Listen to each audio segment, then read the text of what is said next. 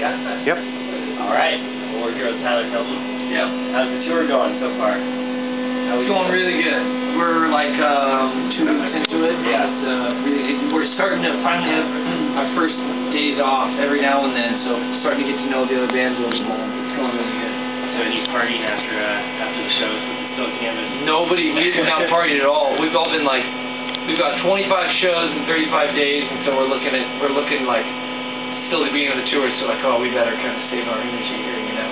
And it's tough on the road. I don't know if people watching know, but do you want to discuss that a little bit? Maybe some misconceptions about your lifestyle that have. You know, it's like party and fun, and it's not really. You know, like we've done that before, like going on the road, especially like when we were first out. We used to do it a lot, but it's like just exhausting. You know, like we have to usually get up real early and do radio station stuff. So like like today I got up and went to a radio station and we didn't probably get in last night until like midnight, and then we got up early and went to a radio station, and then we in Santa Rosa and drove to San Francisco. Bill and I both went to a radio station together. Actually, we met there and did that.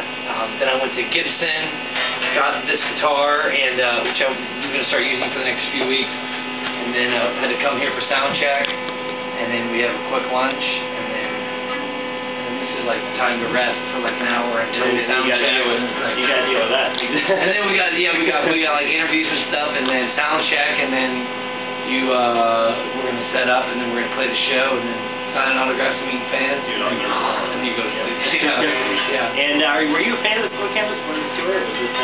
I didn't know. I didn't know that they sang that song All Over You, but I love that song. And I didn't know much else about them until I did this tour. And I hadn't heard much of their music. Though a lot of my friends were fans of theirs. I heard their acoustic record actually. The very first one they did was good. But now hearing them on the road, I love their new song. They got a single out now. Yeah. I just like. Dig, man. I keep telling them it's always in my head. I keep trying to let them just let me sing. Let me sing. I love that song. So you're watching the show now? Yeah, whenever I can. Like the nights we don't have to leave and drive. Tonight we're gonna have to leave, so I'm able to watch the whole show. But anytime I can, I'm trying to watch it. They're a great band, and I learn a lot from watching them. Yeah. But I also dig the songs. And how cool is it to meet other artists? And we know you're good at ping pong. You didn't win though. Jason Derulo beat you at ping pong. Is that right? Damn that Jason Derulo. So you want to see that? That's on your website. Yeah. Yeah. So he was doing push-ups. What happened there? That was that Warner Brothers, right? It was the first annual Warner Brothers ping pong match, and it was the celebrity death match, which started off the thing. And so it was me and versus Jason Derulo. And we did best out of 3, but they were only going to film the first game. Jason won. And the next 2 I won, but it didn't matter. It was on film. He beat me, so I had to do 20 push-ups. But he's got thick arms, Those push-ups were easier for him to do. And they were for me, And talk about the new album. You had the 3-song EP out. Yeah, I think you got 5 songs. 5 songs, that's right. And it's called Ladies and Gentlemen, and it's just got a bunch of songs I've been working on. I've been working on a big batch of like 15 songs or so that I'm going to be like releasing throughout the year. And right now, I just wanted to put out these 5. And I just put it out like last week, so I'm just kind of touring on it. I'm really excited to be playing them because I've been working on them for so long. You're getting a good reaction from the crowd. Yeah, the crowd's really dig. Most of the songs they kind of heard, just us posting acoustic videos and stuff, but they hadn't heard the final version.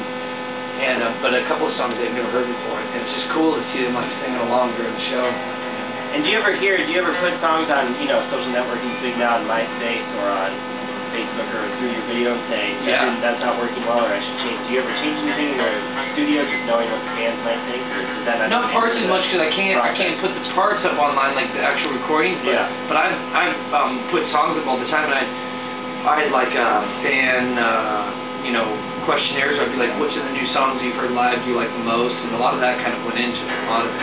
In fact, one of the songs almost didn't make the record. I almost didn't even record it. It was called I Believe in You, because the fans liked it so much. I didn't record it. It was one of the last ones I recorded on the record because people kept being like, I don't know if we should record it, but the fans loved it. And now it's on the EP.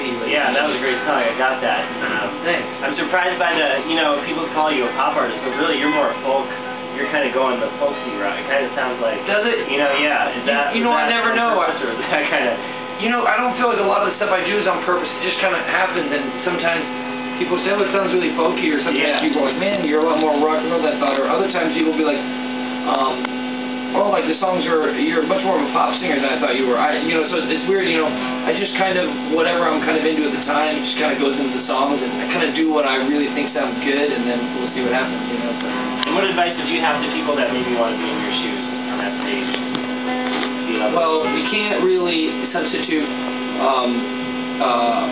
anything for practicing. Like, practicing and getting better is just like always the thing, And everyone I know that's a musician, and myself included, like, are always practicing and getting better. And that's what evolves your records, and that's what evolves your music, and that's what takes you from a beginning player to a professional. And then once you're professional, that's what takes you from your first record to your second record, is just evolving and getting better at music, and getting better at singing and songwriting and guitar playing, piano playing, whatever.